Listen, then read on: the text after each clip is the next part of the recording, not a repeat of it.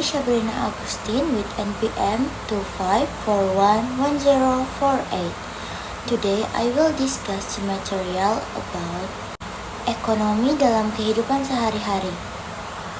Hari ini kita akan membahas smart spending, yaitu seni mengelola uang di era digital. Di video kali ini saya akan membahas mengenai smart spending, yaitu seni mengelola uang di era digital. Materi ini penting karena di era digital saat ini kita sangat mudah mengeluarkan uang hanya untuk beberapa kali klik. Coba kalian bayangkan, awal bulan yang saku masih banyak, tetapi belum pertengahan bulan sudah hampir habis. Atau saat melihat diskon besar di marketplace, kita langsung membeli barang yang sebenarnya tidak terlalu dibutuhkan.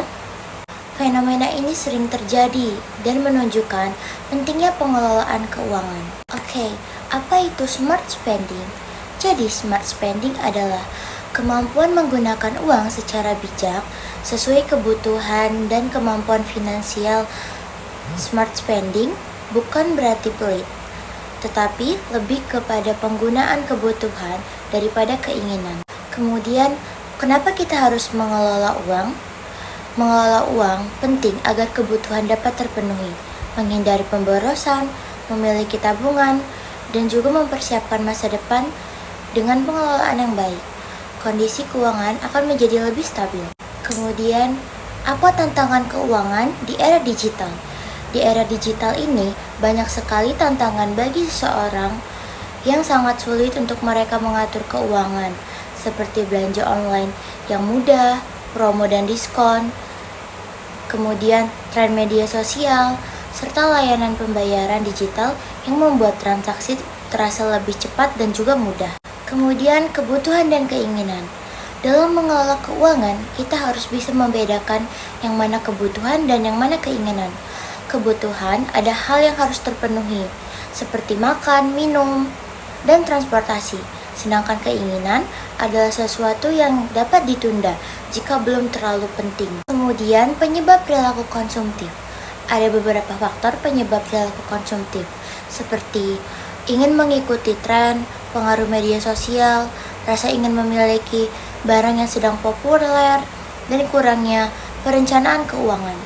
Dampaknya, jika perilaku konsumtif terus dilakukan, maka uang akan cepat habis, kemudian sulit menabung, dan berpotensi menimbulkan masalah keuangan.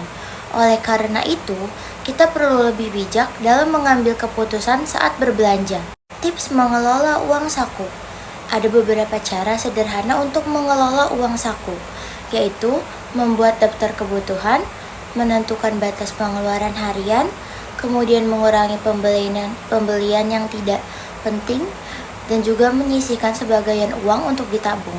Kenapa menabung itu sangat penting? Menabung merupakan salah satu langkah sederhana untuk mempersiapkan masa depan.